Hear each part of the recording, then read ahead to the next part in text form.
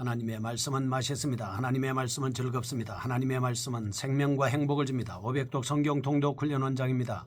여수 살리는 교회 임기환 목사가 하나님의 말씀을 봉독하고 전하는 시간입니다. 함께 하시면 기적이 일어납니다. 알람을 설정하시고 들으시면 좋겠습니다. 본 방송은 유튜브에서 성경 통독 임기환 검색하시고 구독하시면 계속되는 하나님의 말씀 업데이트를 통해서 은혜 받으실 수 있습니다. 오늘은 아가서 2장을 봉독하고 말씀을 전하겠습니다. 아가서 2장. 나는 사론에 수선하여 골짜기에 백합화로다. 여자들 중에 내 사랑은 가시나무 가운데 백합화 같도다. 남자들 중에 나의 사랑하는 자는 숲풀 가운데 사과나무 같구나. 내가 그 그늘에 앉아서 심히 기뻐하였고 그 열매는 내 입에 달았도다. 그가 나를 인도하여 잔치집에 들어갔으니 그 사랑은 내 위에 깃발이로구나.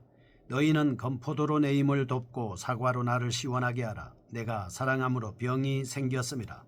그가 왼팔로 내 머리를 고이고 오른팔로 나를 안는구나.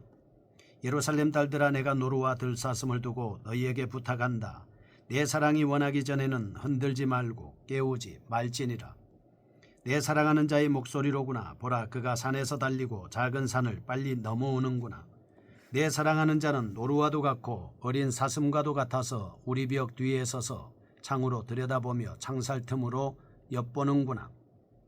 나의 사랑하는 자가 내게 말하여 이르기를, 나의 사랑 내 어여쁜 자야, 일어나서 함께 가자.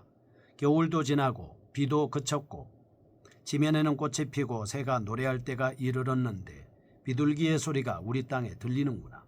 무화과 나무에게는 푸른 열매가 있겠고 포도나무는 꽃을 피워 향기를 토하는구나.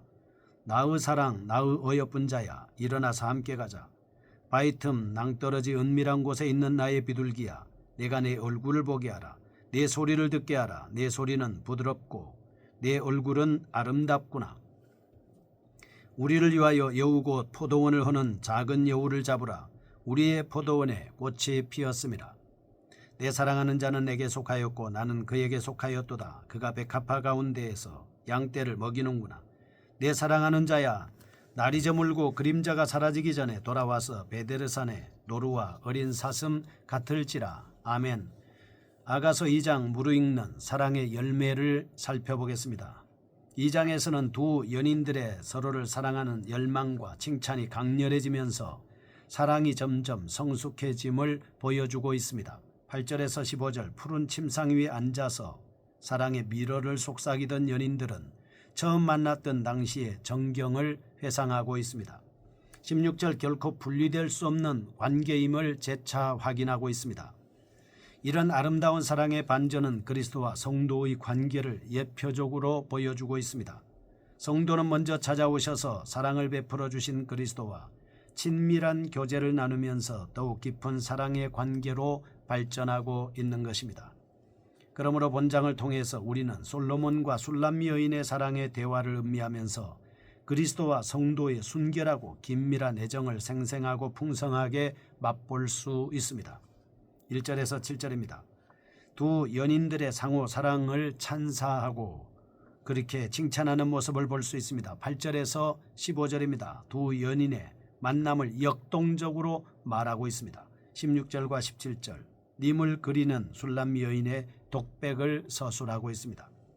또한 본장 중 8절에서 17절은 이전까지 노래가 조용하고 정적인 분위기를 주었던 것과는 달리 적극적이고 활동적인 느낌을 연출하고 있습니다. 주로 식물이었던 비유의 소재들이 노루, 어린 사슴, 비둘기, 자운, 작은 여우 등 동물로 바뀌고 있습니다. 보다 역동적인 동사들인 달리고 빨리 넘어오는구나, 들여다보며 엿보는구나, 일어나서 함께 가자, 보게 하라, 듣게 하라, 잡으라 등이 사용되었기 때문입니다. 본장은 1장과 마찬가지로 비유적인 표현이 자주 등장하고 있습니다. 예를 들면 술람미 여인이 자신을 1절에 수선화, 백합화로, 2절은 솔로몬 왕이 그녀를 백합화로, 14절은 비둘기로, 술람미 여인이 그의 연인 솔로몬 왕을, 3절은 사과나무, 9절과 17절은 노루, 어린 사슴과 4절은 그의 사랑을 깃발로 비유하고 있습니다. 그리고 계절의 이미지와 과일의 결실 등을 은유적으로 사용합니다. 사랑의 성숙과 결실의 의미를 전달해 주려고 노력하고 있습니다. 이러한 비유들을 통해서 솔로몬 왕과 술람미 여인의 사랑이 무르익고 성숙한 결실을 맺을 때가 도래하고 있음을 암시적으로 보여주고 있습니다. 이와 같은 내용을 담고 있는 본장의 주된 내용을 간략하게 살펴보겠습니다. 첫째 1절에서 7절입니다. 연인들의 사랑의 찬사입니다. 두 연인들은 사랑의 초기에 상대방에 대해 아름답다고 칭찬을 한 상태에서 좀 더 진전되어 서로를 세상에서 가장 귀중한 존재로 고백하고 있습니다. 2절 1절 술람미 여인은 자신이 님의 사랑을 받기에 부족한 존재임을 겸손하게 고백했습니다. 2절 솔로몬은 그녀가 모든 여자 중에서 가장 아름답다고 칭찬합니다. 3절 술람미 여인도 역시 왕이 모든 남자 중에 가장 탁월한 존재라고 응답하고 있습니다. 신약 성경에서는 남편은 아내를 사랑하고 아내는 남편에게 순종하도록 요구하며 이 관계를 그리스도와 성도의 관계로 적용시키고 있습니다. 둘째 8절에서 15절입니다. 연인들의 교제의 기쁨을 표현하고 있습니다. 연인들은 자신들이 만나게 된 시기와 배경과 마음 상태를 생생하게 표현하면서 사랑의 환희를 문학적으로 형상화하고 있습니다. 그들은 서로를 만나기 위하여 절박한 심장으로 내달렸습니다. 드디어 황홀한 상태를 경험하게 됐습니다. 이처럼 그리스도와 성도의 관계는 단순히 논리적이고 지적인 관계가 아니라 좀 더 애틋하고 풍성한 애정을 동반해야 한다는 것입니다. 셋째 16절에서 17절 연인들의 사랑의 성숙에 대해 솔로몬과 술람미 여인의 사랑의 발전은 필연적으로 서로에 대한 독점과 헌신으로 진전되고 급기야 함께 동행하는 형태로 나타나고 있습니다.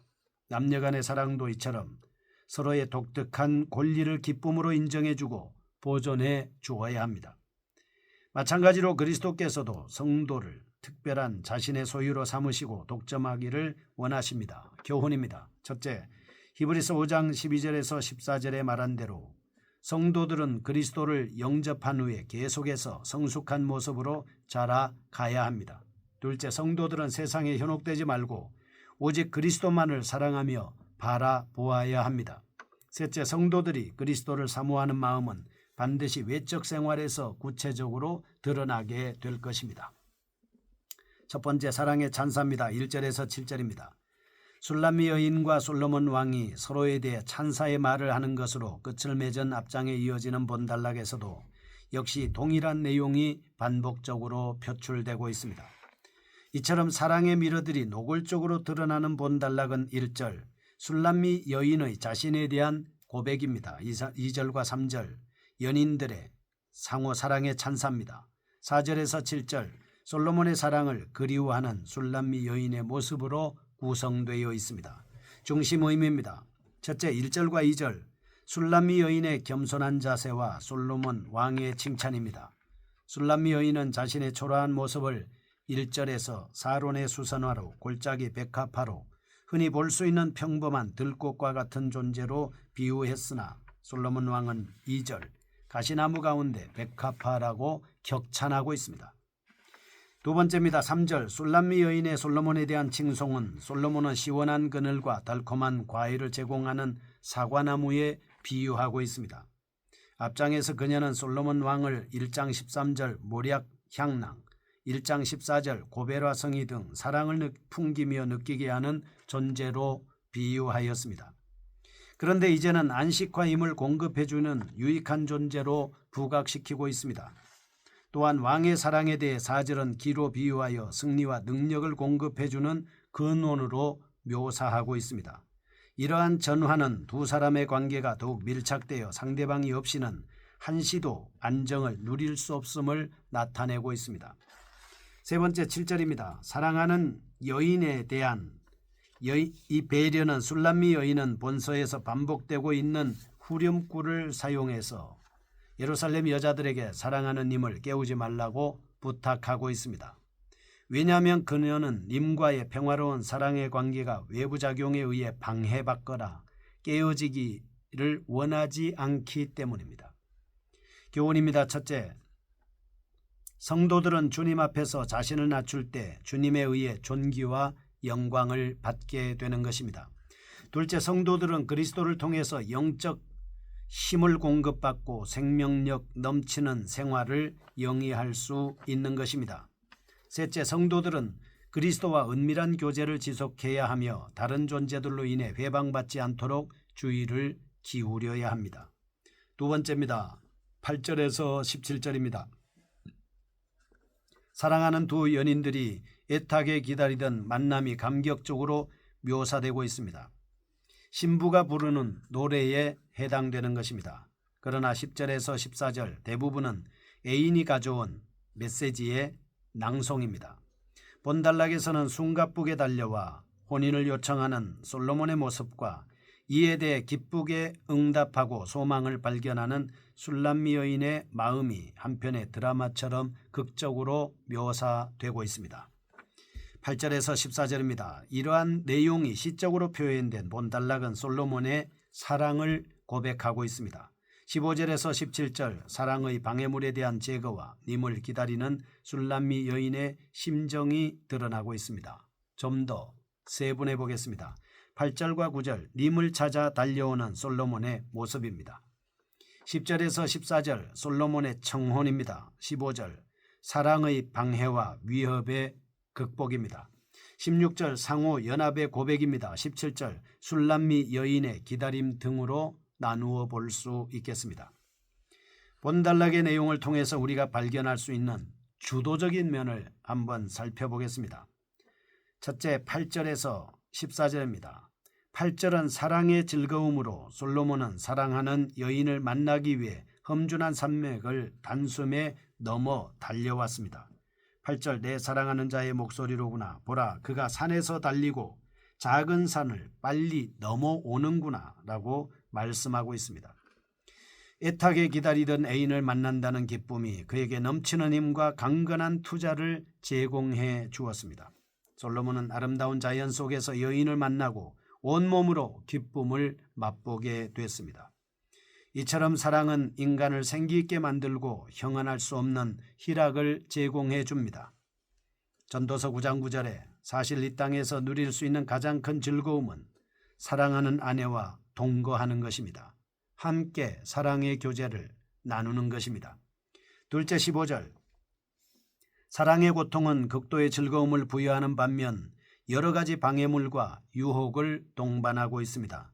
술람미 여인은 솔로몬 왕에게 포도원을 허는 작은 여우를 잡으라고 당부합니다. 당시 여우는 들판에 거하면서 곡물이나 과수원의 꽃이나 과일을 상하게 하는 회방꾼이었습니다. 술람미 여인은 당시 그들의 사랑을 깨뜨리려는 온갖 외적인 방해물과 유혹 및 내적 이기심과 절제되지 않는 욕망을 극복하도록 요구하고 있습니다. 셋째 16절 사랑의 절정으로 술람미 여인은 열렬히 사랑했던 솔로몬 왕이 자신을 찾아와 사랑의 길을 함께 가자고 제안해 올 때 조금도 망설이지 않고 기꺼이 수락했습니다. 사랑은 진정한 내적 외적 연합을 동반합니다. 술람미 여인은 사랑의 예속을 고백하고 그들에게 옳고 분리될 수 없음을 확신한다는 말씀입니다. 우리는 이 말씀을 통해서 다음과 같은 교훈을 받을 수 있겠습니다. 첫째, 사랑은 자원하는 마음과 즐거움을 동반합니다. 사랑은 스스로 원하는 것이죠. 그리고 기분이 좋은 것입니다. 진정한 애정을 소유한 사람은 반드시 상대방을 위해 자신의 시간을 투자합니다. 물질을 투자합니다. 그것이 오히려 크고 기쁘고 즐거운 것이죠. 둘째, 하나님을 사랑하는 성도들은 자기를 부인하고 세상을 사랑치 말며 사단의 유혹을 적극적으로 물리쳐 나가야 합니다.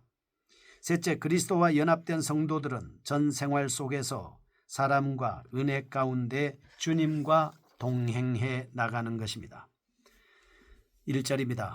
나는 사론에 수선하여 골짜기에 백합화로다. 2절 여자들 중에 내 사랑은 가시나무 가운데 백합화 같도다. 아멘. 서로 사랑하며 살게 하여 주옵소서. 예수님의 이름으로 기도합니다. 아멘. 여수 살리는 교회 임기환 목사였습니다. 지금 극동방송을 듣게 하세요. 기적이 일어납니다. 우리는 지금 생명을 전하고 있습니다.